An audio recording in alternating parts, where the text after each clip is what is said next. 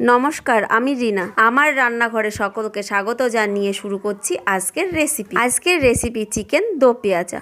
এই শীতের রাতে রেসিপিটা অবশ্যই ট্রাই করে দেখবেন। ছোট থেকে বড় সকলেই পছন্দ করবে, কারণ এটা এতটাই টেস্টি হয়। তাহলে চলো আর কথা না বাড়িয়ে আপনাদের সাথে রেসিপিটা শেয়ার করা যাক। এখানে আমি 800 গ্রাম চিকেন নিয়েছি। এতে পরিমাণ মতন হলুদ, নুন, সর্ষের তেল দিয়ে ভালো করে মেখে নেব। এই রেসিপিটা খেতে কিন্তু অত্যন্ত টেস্টি হয়। অবশ্যই বাড়িতে ট্রাই করে দেখবেন, বাচ্চারা খুশি হয়ে যাবে।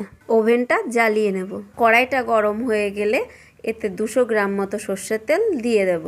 তেল গরম হয়ে গেলে এতে ম্যারিনেট করা চিকেনের পিসগুলি একটা একটা করে দিয়ে দেব। এই সময় গ্যাসের আঁচকে মিডিয়ামে রেখে চিকেনের পিসগুলিকে উল্টে পাল্টে ভেজে নিতে হবে। আর খেয়াল রাখতে হবে চিকেনের পিসগুলি যাতে বেশি ভাজা না হয়ে যায়। চিকেনটা বেশি ভাজা হয়ে গেলে খেতে ভালো লাগবে না, তাই চিকেনটা হালকা করে ভেজে নেব। একটি ছান্তার সাহায্যে চিকেনগুলিকে তুলে নেব। ওই তেলে গোটা গরম মশলা, শুকনো লঙ্কা, তেজপাতা, জিরে দিয়ে দিলাম। মশলা থেকে ভাজা গন্ধ ছাড়লে এতে কিছুটা পেঁয়াজ কুচি, টমেটো কুচি ও একটু নুন দিয়ে ভালো করে নেড়ে নিলাম। এরপর এতে লঙ্কা বাটা, আদা রসুন বাটা দিয়ে ভালো করে নেড়ে নেব। দেবযানী সর্বাণী, তোমরা আমাকে রিকোয়েস্ট করেছিলে আরও ভালো ভালো রান্না করে দেখাতে। অবশ্যই আমি ভালো ভালো রান্না করে দেখাবো, তোমরা যদি এইভাবে আমার পাশে থাকো। এতে আমি নুন, হলুদ, লঙ্কার গুঁড়ো দিয়ে ভালো করে খুন্তি দিয়ে নাড়িয়ে নিলাম। এরপর কাজু বাদাম বাটা দিয়ে দেব। কাজু বাদাম বাটা দিয়ে আমি ভালো করে কষিয়ে নেব, যাতে কাজু বাদাম বাটার থেকে কাঁচা গন্ধটা না ছাড়ে। এরপর ভাজা চিকেনের পিসগুলি এতে দিয়ে দেব। চিকেনের পিসগুলি মশলার মধ্যে দিয়ে ভালো করে মশলার সঙ্গে মিশিয়ে নেব। এরপর 100 গ্রাম টক দই দিয়ে ভালো করে আরেকবার কষিয়ে নেব।